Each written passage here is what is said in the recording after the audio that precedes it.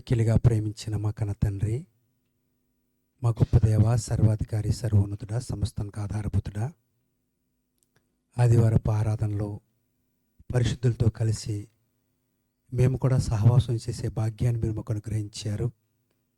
నేను జీవగ్రంథం నుండి కొద్ది మాటలు చదువుచుండగా మాకు కావలసిన పరిశుద్ధాత్మ తోడ్పాటు సమయోచితమైన కృపా జ్ఞానము మా అందరికీ పంచమని కోరుకుంటూ మమ్ముగా మీ చేతికి అప్పగించుకుంటూ యేసు ప్రభువారి పుణ్య నామమున అతి వినయంతో ప్రార్థించి బ్రతిమాలి ప్రాధేయపడి అడుగుచున్నాము తండ్రి, ఆమేన్. తండ్రి దేవునికి ప్రభువైనటువంటి యేసుక్రీస్తు వారి పేరట నా హృదయపూర్వక వందనాలు తెలియజేసుకుంటున్నాను. అలాగే దేవుని ప్రేమించి కూడి వచ్చేటువంటి మీ అందరికీ నా శుభములు వందనాలండి. 1వ కొరింథీయులకు రాసిన పత్రిక 16వ అధ్యాయం తీసుకుందామండి.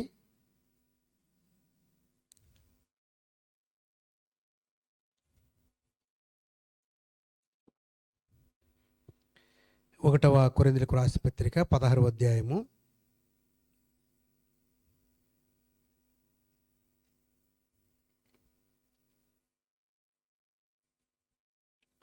Page number 157, 156.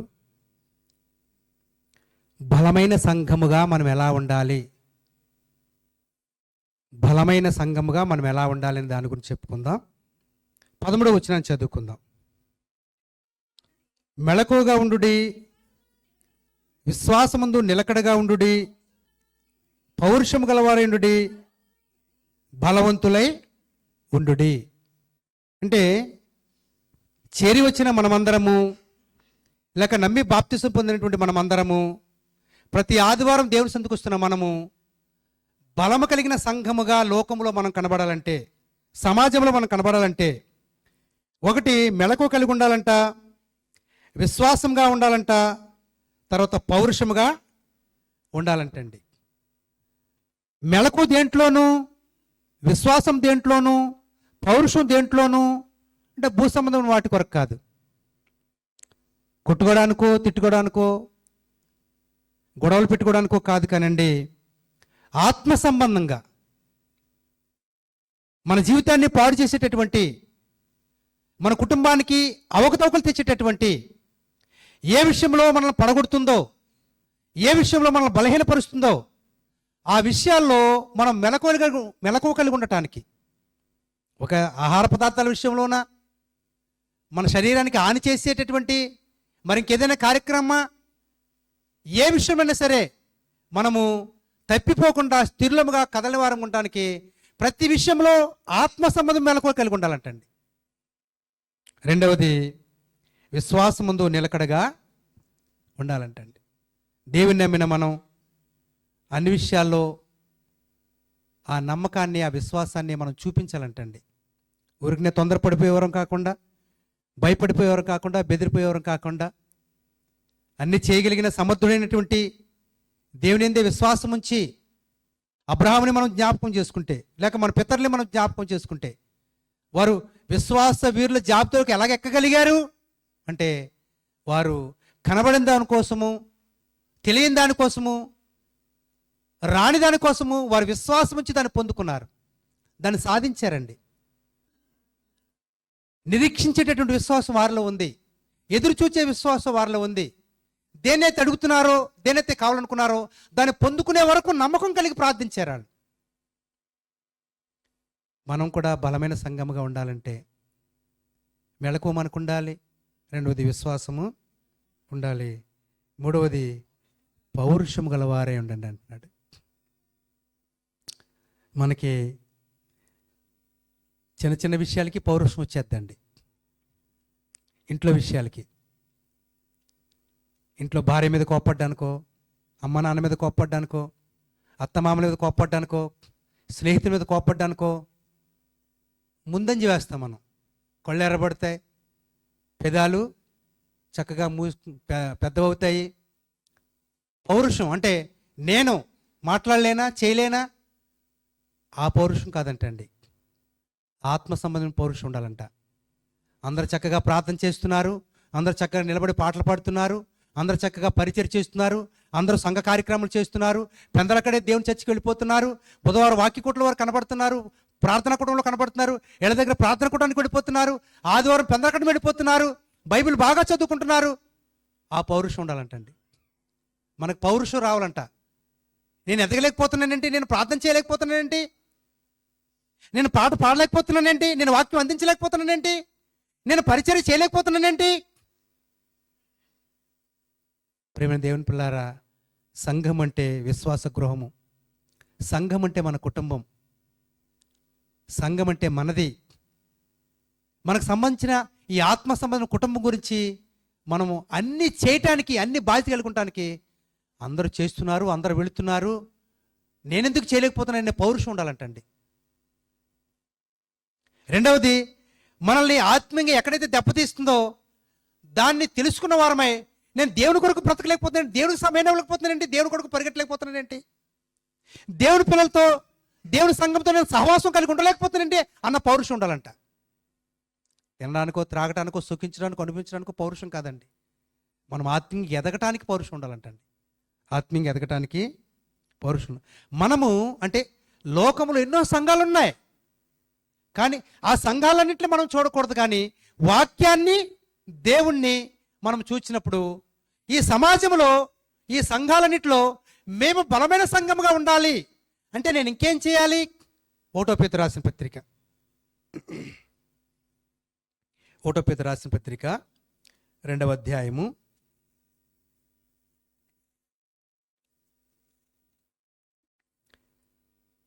1 నుంచి చదువుకుందామండి. మనము బలమైన సంఘముగా ఉండాలంటే ప్రభువు దయాళుడని మీరు రుచి చూచి ఉన్న ఎడల సమస్తమైన బలమైన సంఘముగా నీవు నేను ఉండాలంటే, మనలో పేరుకుపోయినటువంటి, మనలో ప్రవహిస్తున్నటువంటి, మనల్ని రెచ్చగొడుతున్నటువంటి, మనల్ని ఆత్మ సంబంధమైన జీవితానికి, సంఘానికి, సహవాసానికి దూరం చేస్తున్నటువంటి ఆ దుష్టత్వాన్ని మొదట మానేసుకోవాలంట, వదిలేసుకోవాలంటండి. ఏది నిన్ను ఆత్మీయంగా నష్టపరుస్తుంది, దేవునికి దగ్గర చేయలేకపోతుంది, ఏ పనిపాట్లు నేను దేవునికి దూరం చేస్తున్నాయి, ఏ పరిచయాలు నేను దేవునికి దూరం చేస్తున్నాయి, ఆ దుష్టత్వాన్ని మానుకోవాలంటండి. సమస్తమైన కపటమును, వేషధారణను, అసూయను, సమస్తమైన దోషణ మాటలను ఏం చేయాలంటండి ప్రియులారా? మనలో చాలామంది ఎదుటివారిని దూషించే పని కలిగి ఉంటారండి. ఊరికి బ్లేమ్ చేయటం, వేళాకోళం చేయటం, వెటకారం చేయటం, దారంట వెళ్ళిపోతున్న వారిని చూసి ఏవో డైలాగులు వేయటం, స్త్రీలను చూసి మాట్లాడుకోవడం, పురుషులను చూసి మాట్లాడుకోవడం, లేక సహోదరులను చూసి మాట్లాడుకోవడం, అన్నదమ్ములు చూసి మాట్లాడుకోవడం, లేక మన రక్త సంబంధుల కుటుంబీకులు చూసి మాట్లాడుకోవడం. మనం బలమైన సంఘముగా ఉండాలంటే సమస్తమైన దోషణ మాటలు మానేయాలంటండి. 1 పేతురు రాసిన పత్రిక 2వ అధ్యాయం 1 నుంచి మనం చదువుకుంటున్నామంటే ఆల్రెడీ క్రైస్తవులు ఇలా ఉన్నారు కాబట్టే, దేవుని నమ్మిన వారు, బాప్తిసం తీసుకున్నవారు, బలలో పాలు పొందేవారు ఇలా ప్రవర్తిస్తున్నారు కాబట్టి, దుష్ట ప్రవర్తన, దుష్టత్వం కలిగి ఉన్నారు కాబట్టి, అసూయ కలిగి ఉంటున్నారంట, భేదాలు కలిగి ఉంటున్నారంట, వేషధారణ కలిగి ఉన్నారంట. అంటే మనిషి కనపడితే గౌరవ మర్యాదలు, మనిషి కనపడిపోతే ఆ మనిషి గురించి చాలా చెడ్డగా చెప్పుకోవడం. క్రైస్తవులకి తగదండి ఇది. క్రైస్తవులే మనకు తగదండి. మనం కొద్దిమందే ఉండొచ్చు, కానీ ప్రపంచానికి, సమాజానికి బలమైన సంఘము అని చెప్పుకోవాలంట మనం. వీళ్ళు చాలా ఆత్మీయంగా ఎదుగుతున్నారు, వీళ్ళు గొప్పగా బ్రతుకుతున్నారు, అన్ని విషయాల్లో చాలా తగ్గించుకుంటున్నారు, అన్ని విషయాల్లో చాలా యథార్థంగా ఉంటున్నారు. బలమైన సంఘముగా మనం ఉండాలంటండి. సమస్త దోషణ మాటలను మాని క్రొత్తగా జన్మించిన శిశువును పోలిన వారే నిర్మలమైన వాక్యమును పాల వలన రక్షణ విషయంలో ఎదుగు నిమిత్తము ఆ పాలను అపేక్షించుడు అంటున్నాడు. చిన్నపిల్లలు పాలు లేకపోతే ఇలా గుక్కపట్టి ఏడుస్తారు. ఒకవేళ తల్లి ఆదమరిస్తే, తల్లి ఏదైనా పని చేసుకుంటుంటే, తల్లి భోంచేస్తుంటే ఇంకా మిగతా కుటుంబీకులు అందరికీ అల్లాడిపోతారండి. ఏ పాప ఏదో కనపడతలేదా, బాబు ఏడుస్తున్నాడు కనపడలేదా, ముందు పని మానేసి ముందు పాలువి. అంటే పాప ఆకలిని ఎరిగాం మనం. పాప తలడిల్లిపోతుంది, పాప మరి బలహీన పడిపోతుంది, పాలు తాగకపోతే అనుకుంటున్నాం. కానీ ప్రియులారా, మనము వాక్యం అనే పాలన అపేక్షించాలంట. మనం ఆత్మీయంగా ఎదగాలంటే, మనల్ని చూసి మరొకరు దేవుని దగ్గరికి రావాలంటే, మరొకరు మనల్ని చూసి ఆత్మ సంబంధమైన అనుభవాలు కలిగి జీవించాలంటే, వారు మనసులు మార్చుకుని వారు అనుభవించినటువంటి, వారు నడుస్తున్నటువంటి ఆ మంచి మార్గంలో నేను జీవించాలనుకుంటే మనం ఆత్మీయంగా ఎదగాలంట ప్రియులారా. ఆత్మీయంగా ఎదగాలంటే వాక్యం అనే పాలన అపేక్షించాలంట. అంటే వాక్యం వినటానికి, వాక్యం చదువుకోవడానికి, వాక్యం నేర్చుకోవడానికి మనము విలువైన సమయాన్ని వాక్యానికి ఇవ్వాలంట ప్రియులారా. ఆదివారం ఆరాధనకి చాలామంది వస్తున్నారు. వాక్య కూటం కూడా అంత విలువైంది మనకి. వాక్య కూటము, బైబిల్ క్లాసు అంత విలువైంది. వాక్యాన్ని నేర్చుకోవాలి మనం. చిన్నపిల్లలకి పాలు పట్టకపోతే ఎలా వారు అనారోగ్యంగా ఉంటారో, ఆత్మీయమైనటువంటి దేవునమైనటువంటి మనము వాక్య కూటానికి రాకపోతే అంత బలహీనపడిపోతాం మనం. వాక్య కూటము మన జీవితంలో ప్రథమ స్థానముగా ఉండాలండి. ఆరాధనకి ఎంత సమయాన్ని ఇస్తున్నామో వాక్య కూటానికి కూడా అంతే సమయాన్ని ఇచ్చి వాక్యాన్ని నేర్చుకోవాలి మనం. వాక్యం నేర్చుకోవాలి. నిర్మలమైన వాక్యమును పాల వలన రక్షణ విషయంలో ఎదుగు నిమిత్తం అంటున్నాడండి. మనం ఎదగాలంటే, మనం రక్షించబడాలంటే, రక్షణలో ఎదగాలంటే, నేను రక్షణ పొందుకున్నాను, నా రక్షణను కాపాడుకోవాలంటే ఇదిగో వాక్యం అనే పాల దగ్గరికి మనం రావాలంటండి. ప్రతిదినం మనం ఎదగాలంటండి. మనకి బుధవారం వాక్య కొడుకుంది, మంగళవారం స్త్రీల కొడుకుంది, శుక్రవారం ప్రార్థన కొడుకుంది, ఇంకా దేవుని పిల్లలు కృతజ్ఞత కొడుకులని కుటుంబంలో జరుగుతున్నటువంటి ప్రతి కార్యం కొరకు ప్రత్యేకమైన ప్రార్థన కూటాలని పెట్టుకుంటున్నారు. వాటిలో మనం అనుభవించాలి, వాటి దగ్గరికి మనం వెళ్ళాలి, వారితో పాటు మనం కలవాలి, వారితో పాటు మనం సహవాసం చేయాలి. అప్పుడే ఆ వాక్యాన్ని మనం ఆహారంగా తీసుకుంటాము, ఎదుగుతాం మనం. చిన్నపిల్లలు ఆ 2 చుక్కల పాలు తాగి ఎంత చక్కగా ఎదుగుతారు. 1 నెల చూసేటప్పటికి, 2 నెలలు చూసేటప్పటికి పిల్లలు బాగానే ఉన్నారనుకుంటాం మనం. ఎందుకంటే వారికి తగిన ఆహారము అందుతుంది కాబట్టి.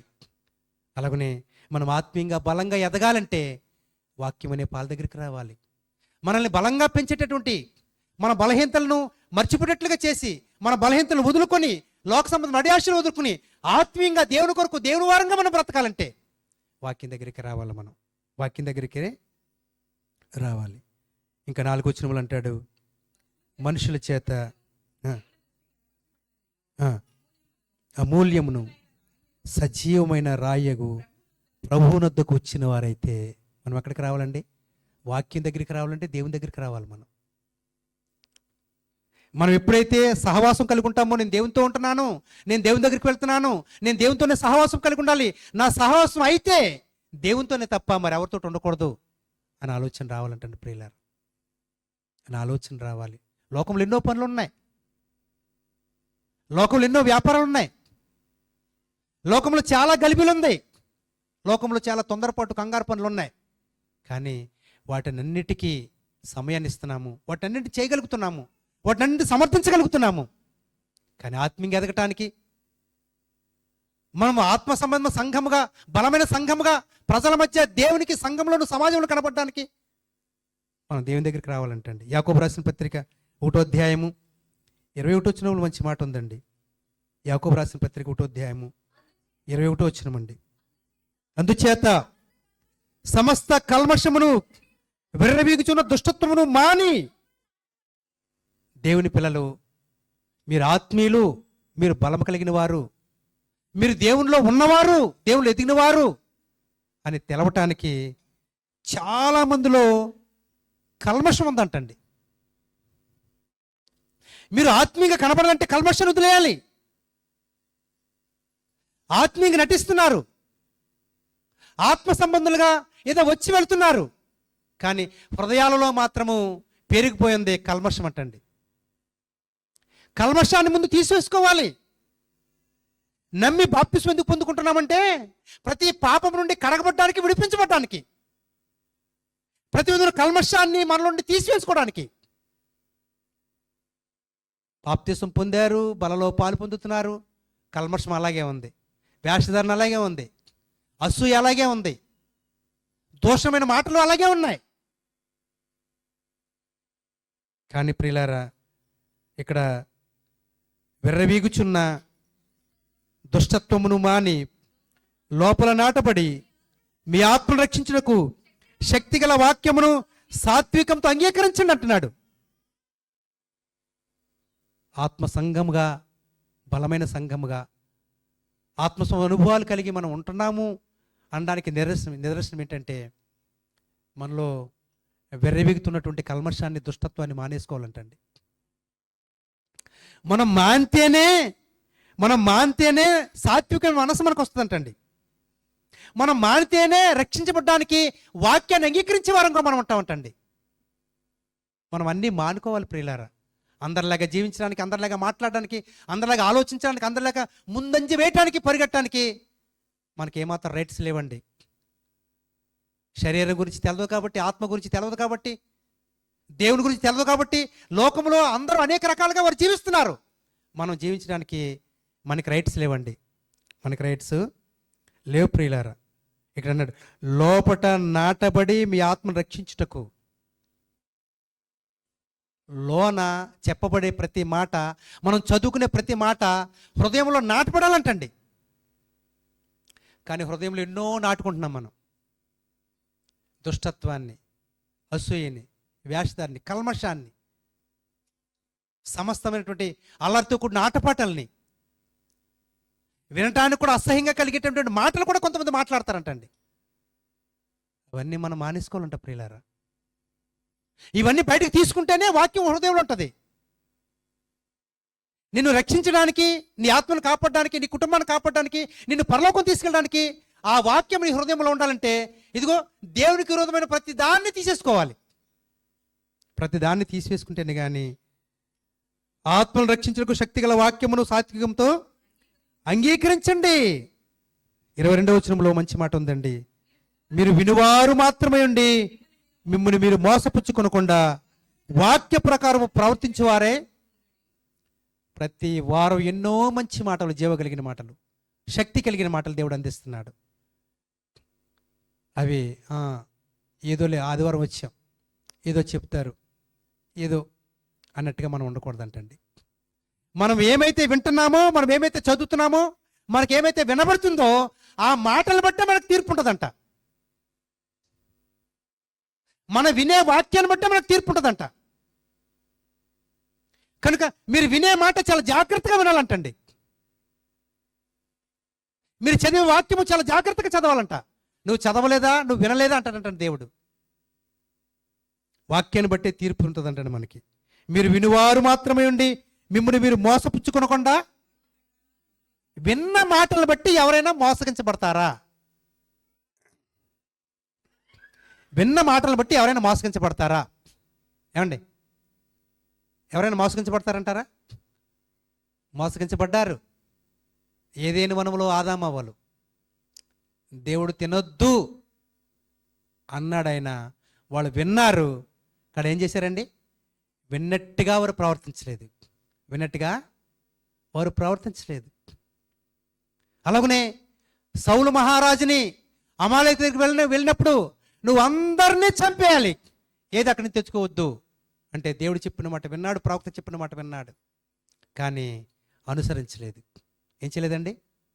అనుసరించలేదు.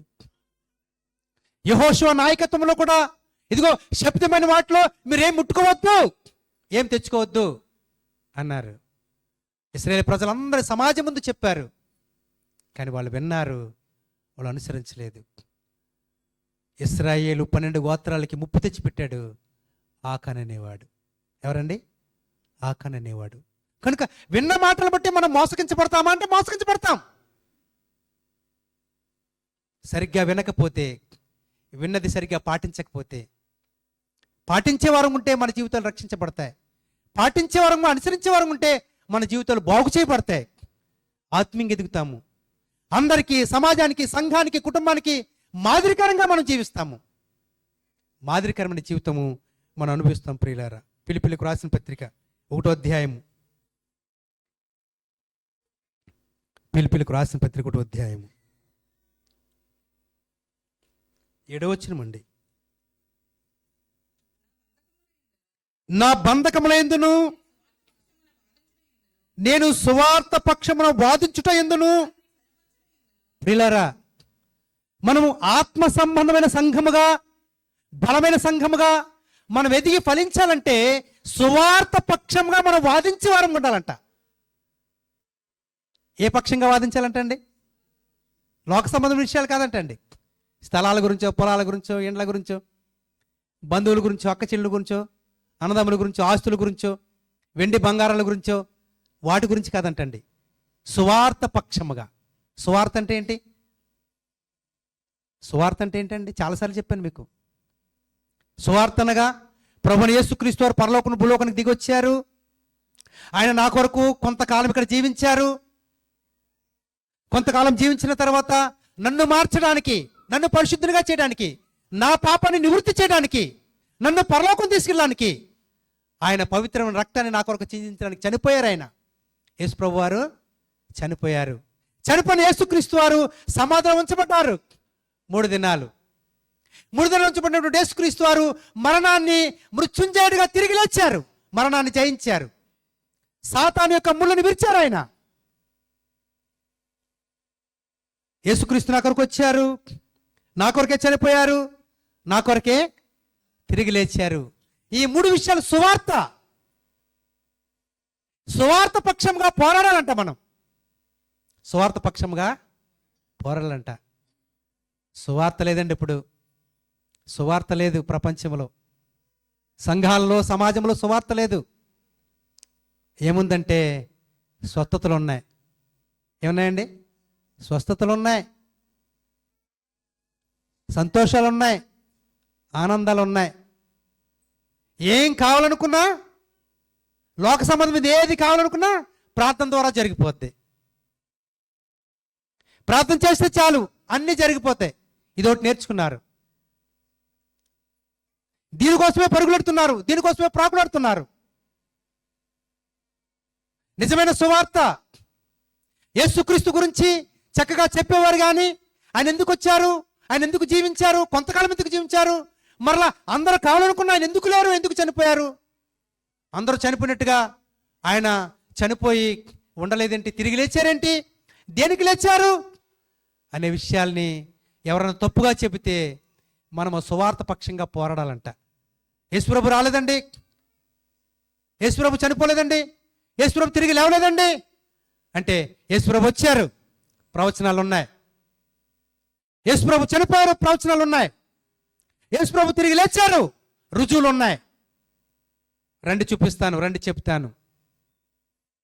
మాకు ఆధారం బైబిలే, మాకు ఆధారం బైబిలే. బైబిల్లో రాయబడిన మాటను బట్టి యేసు వచ్చారని, యేసు జీవించారని, యేసు చనిపోయారని, యేసు తిరిగి లేచారని, యేసు మరలా తిరిగి వస్తారని మేము చెప్పగలం. మనం పోరాడాలంటండి సువార్త పక్షంగా. బలమైన సంఘము అంటే సువార్త పక్షంగా పోరాడాలంటండి. సువార్త పక్షంగా పోరాడాలంటండి ప్రియమైన దేవుని పిల్లారా. ఇంకా చదువుతారా? దానిని స్థిరపరచుట యందును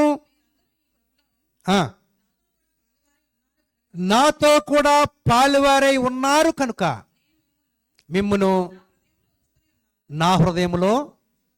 ప్రియులారా, అపోస్తలుడైన పౌలు అంటున్నాడు, ఇదిగో నేను పోరాడాను, నేను గెలిచాను, సువార్త పక్షంగా నేను పోరాడి ఎన్నో విషయాలు నేను ప్రజలకు తెలియచేశాను. కనుక నా మాటలు విన్నటువంటి, నా దగ్గరకు వచ్చినటువంటి మీరు కూడా ఇలాగే సువార్త పక్షంగా పోరాడగలరని నేను నమ్ముతున్నాను, నేను ఆనందిస్తున్నాను అంటున్నాడు ఆయన. యాకోబు రాసిన పత్రిక 1వ అధ్యాయంలో ఒక మంచి మాట ఉంది, చూద్దాం ప్రియులారా. యాకోబు రాసిన పత్రిక 1వ అధ్యాయము 27వ వచనంలో, తండ్రి అయిన దేవుని ఎదుట అమ్మా పవిత్రమును నిష్కళంకమైన భక్తి ఏదనగా బలమైన సంఘము అని చెప్పాలంటే కేవలం సువార్త గురించి పోరాటమే కాదు, కానీ సమాజంలో మన కళ్ళ ముందు, మన ఇళ్ల ముందు, మన వీధిలోను, మన గ్రామంలోను ఎంతోమంది మనకంటే హీనమైన స్థితిలో ఉంటారంట. హీనమైన స్థితిలో ఉంటారంట. వాళ్ళని ఏం చేయాలంటండి? దిక్కులేని పిల్లలను, విధవరాండ్రను వారి ఇబ్బందులలో పరామర్శించుటయు ఇహలోక మాన్యుల్యం తనకు అంటకుండా తను తాను కాపాడుకున్నటయే అంటున్నాడండి. చాలామంది సహాయ సహకారాలు అందిస్తారు. సహాయ సహకారాలు అందిస్తారు ఎందుకంటే గొప్ప కోసం, మెప్పు కోసం, నలుగురు చెప్పుకోవడానికి, పేపర్లో ఫోటోలు వేయించుకోవడానికి, 10 మందిలో పలానా వాడు గొప్ప, పలానా తల్లి గొప్ప అని చెప్పుకోవడానికి కాదంటండి. అటువంటి ఇహలోక మాలిన్యం నీకు అంటకుండా ఉండాలంట. నువ్వేం చేసావో, నువ్వేం చేస్తున్నావో మూడో కంటికి తెలవకుండా చేయాలంట. చాలామంది ఇంత సాయం చేశాను, ఇంత మేలు చేశాను, ఇంత జాబ్ ఇప్పించాను, ఇంత చదువులు ఇప్పించాను, స్థలం ఇప్పించాను, పొలం ఇప్పించాను, పని ఇప్పించాను, కనీసం నా మాట అన్నా లేదంటే, నా గురించి చెప్పట్లేదంటే అని చాలామంది వాపోతుంటారంట. మనకి బహుమానం దేవుని దగ్గర, మనుషుల దగ్గర కాదు.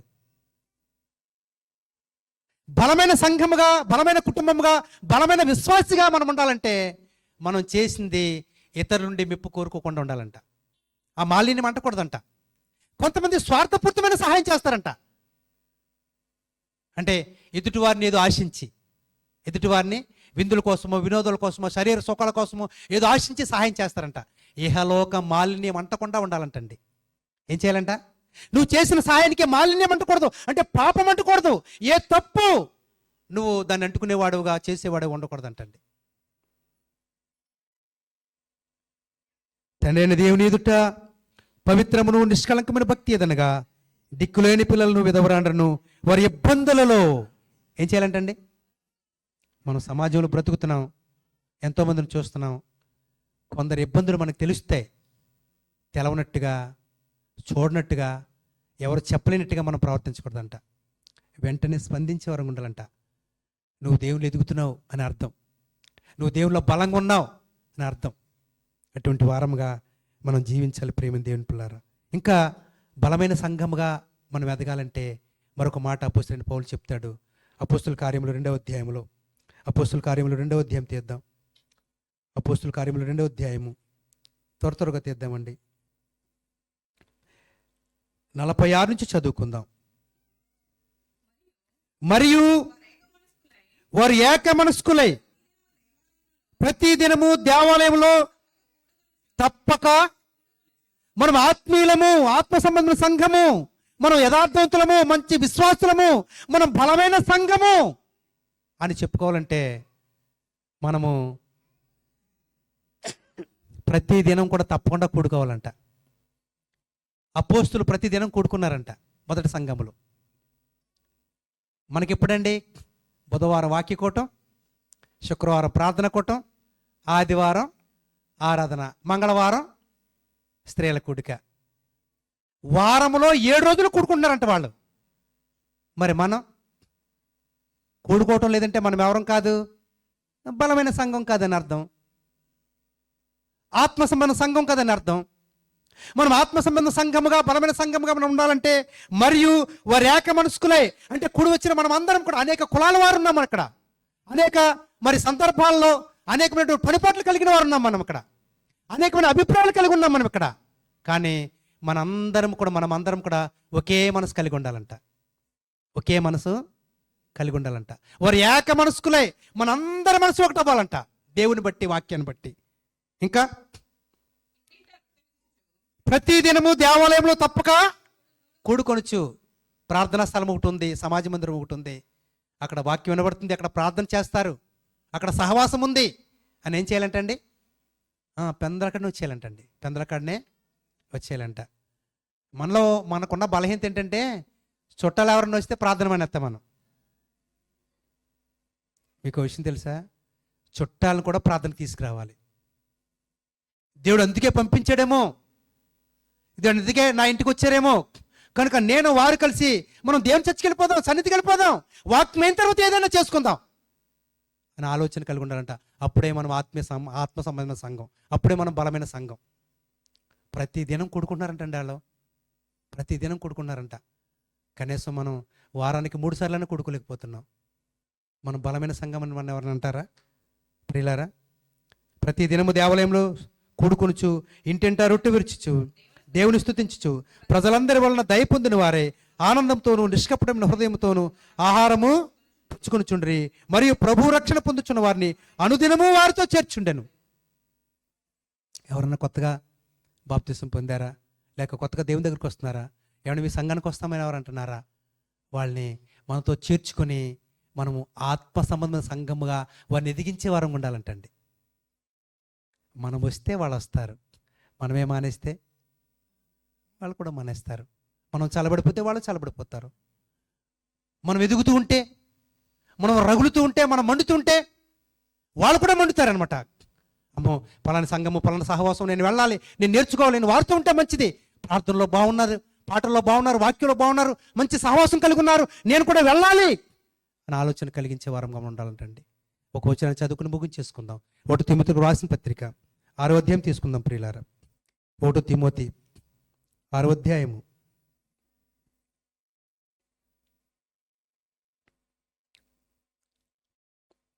18వ వచనం చదువుకుందామండి.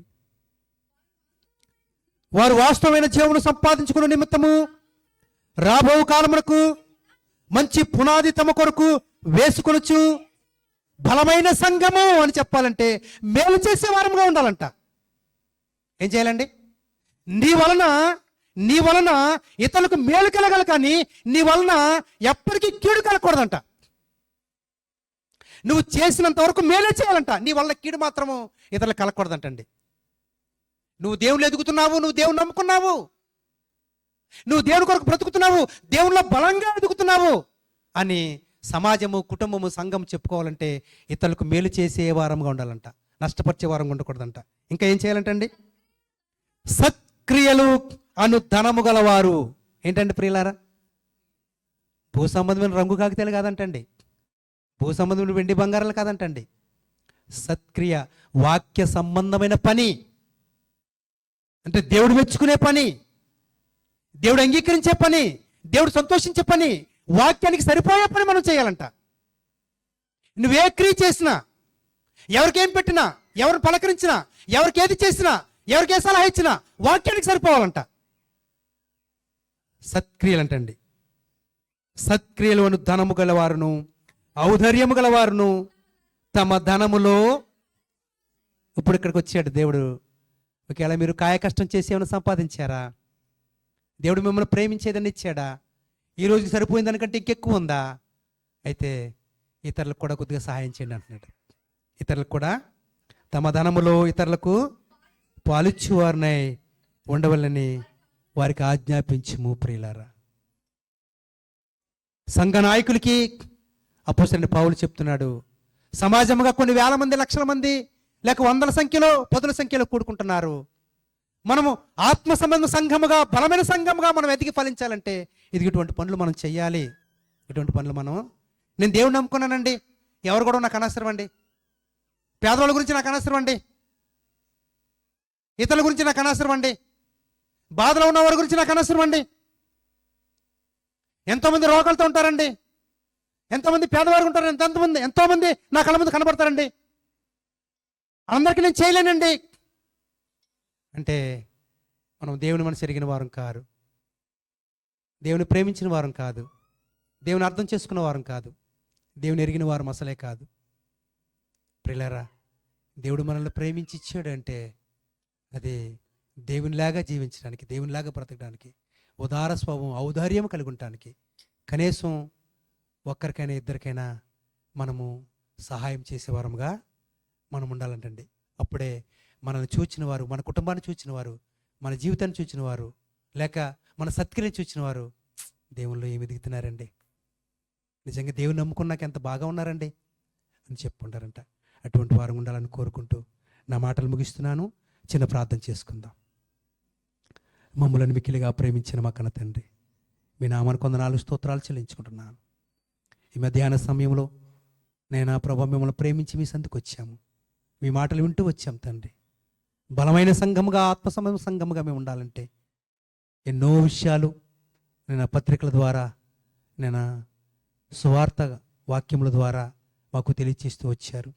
విన్న మాటలు హృదయంలో భద్రపరుచుకొని మేమును బలమైన సంఘముగా ఉండాలని ఆలోచన కలిగి, ఔదార్యం కలిగిన వారంగా, ఇతరులకు మేలు చేసే వారంగా, తగ్గించుకునే వారంగా, అల్లరి, వేషధారణ, అసూయ, సమస్తమైనటువంటి దోషణ మాటలు మానుకుంటూ ఆత్మీయంగా ఎదిగి ఫలించడానికి వాక్యమనే పాల దగ్గరికి వెళ్ళి ప్రభువునొద్ద నివాసం చేసే వారంగా ఉండటానికి సహాయం చేయమని ప్రాధేయపడుతూ మమ్ముగా మిత్రులకు అప్పగించుకుంటూ మా ప్రభువును రక్షకుడని యేసు ప్రభు వారి పుణ్య నామమున అతి వినితో ప్రార్థించి బ్రతిమాలి ప్రాధేయపడి అడుగుచున్నాము తండ్రి.